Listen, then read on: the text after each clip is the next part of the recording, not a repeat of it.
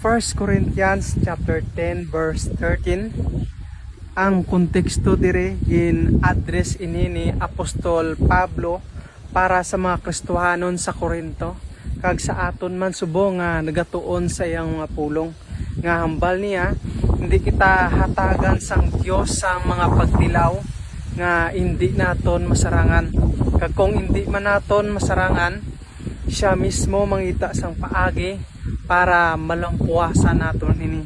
So kanami nga encouragement ni Apostol Pablo, no? Advantage kaayo kung isa ka Kristohanon kay hindi mo kahatagan sang Dios sa mga pagtilaw nga hindi mo kaya, no? Kag kung hindi mo kaya, siya mismo ang ngita sa paagi para malampuasan mo ini. Kag tandaan naton ang mga pagtilaw nga na-experience naton sa kabuhi, no? Amoy niyang nagapabakod sa aton.